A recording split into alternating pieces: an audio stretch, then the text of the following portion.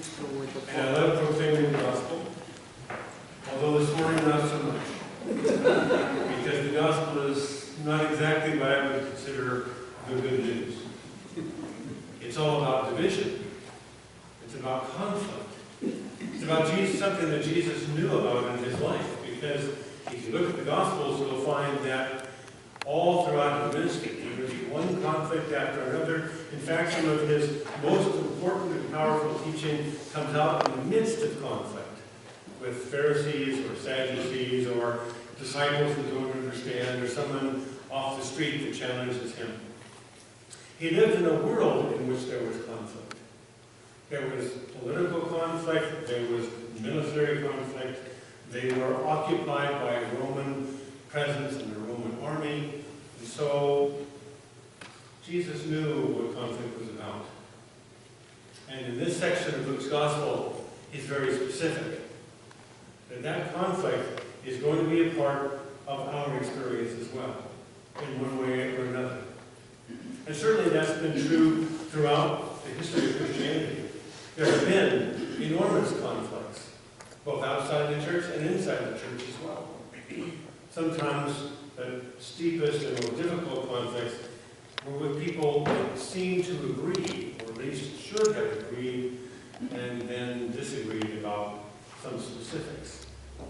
We live in a world which is characterized more and more by conflict, in a culture which is conflicted, in a political environment which is conflicted, in a faith which itself is conflicted.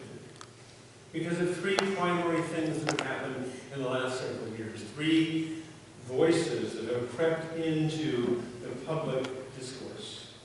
Voices of anger, voices of fear, and voices of exclusion. And you can hear those voices reflected in religion, in politics. They are part and parcel of prejudice and bigotry. Voices that are strident, loud, vehement, emotional, and voices that affect all of us. You can't pick up a newspaper or read it on the internet or watch television without hearing voices of anger, of hatred, and of exclusion.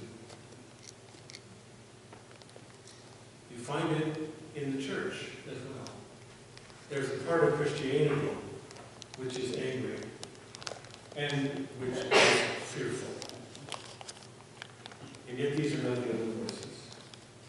There are also voices of love, voices of reconciliation, voices of inclusion.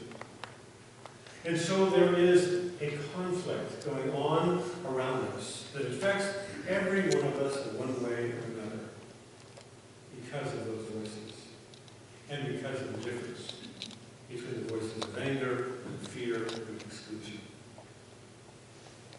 In the midst of this, in the midst of a world which is more and more affected by those things, in the church and outside, in our politics and in our culture, we have a responsibility. The ability to respond to that. The ability to proclaim a difference. In our collect this morning, we prayed that we would walk in the footsteps of Jesus. That's a daunting prayer, a daunting prospect. That I would dare to follow in the ministry and proclamation of Jesus of Nazareth. A proclamation in which he reached out to the people who were the least powerful, the most abused, the most afflicted, the most forgotten in his culture. And reached out to them and included them with words of love and reconciliation. He embraced those that the rest of his culture had forgotten.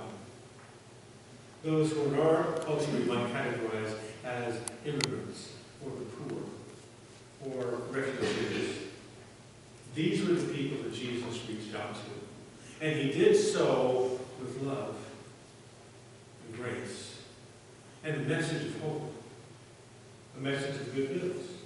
I have come to proclaim good news to the brokenhearted, to the captives, to those who are ill, to those who are in need. These are the people that Jesus reached out to. And throughout his life, there is that message that love overcomes hate. It is so easy to be drawn into conflict, to meet anger with anger. And yet Jesus says, love those who hate you. There is a different way.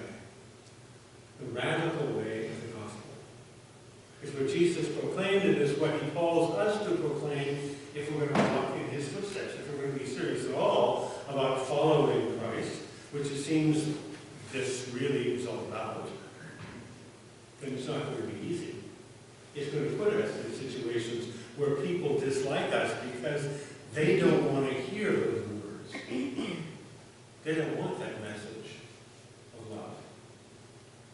In a world where there is fear, they do not want a message of reconciliation, a message of faith and of hope.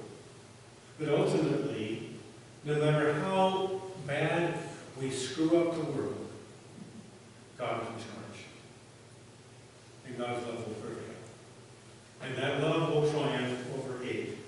It will triumph over fear. It will triumph over exclusion. It is so easy to be caught up into the conflict, to meet anger with anger, and fear with fear, and conflict with conflict. But Jesus proclaims a different way, a better way. A way in which the message is one of love, of reconciliation, and of inclusion. Jesus was right. I think his words in this morning's gospel, difficult though they are here, are prophetic. They are words of description and not prescription. The conflict isn't because of Jesus. It's because of a spiritual conflict between darkness and light. And when you live in darkness, and when you embrace darkness, if somebody turns on the light, your first reaction is anger.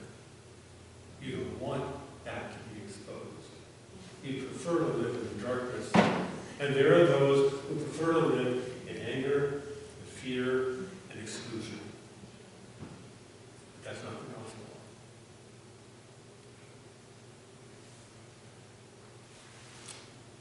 At the end of the gospel this morning, Jesus says, why do you not know how to interpret the present time? Sometimes because we are in the midst of it. We need to step aside, step back, take a different look. Realize that the conflict around us, and the division around us, and the anger around us is something that we may not be able to control with a sermon or as a small group of people. But I can make a decision not to allow that to control my life. I can make a decision to go a different direction, to follow Jesus, to make that proclamation of love, of reconciliation, and of inclusion in a world that often seems to prefer the opposite. Because that is the good news. It is the good news of God's love and grace. And it seems to me we live in a world that now more than ever needs to hear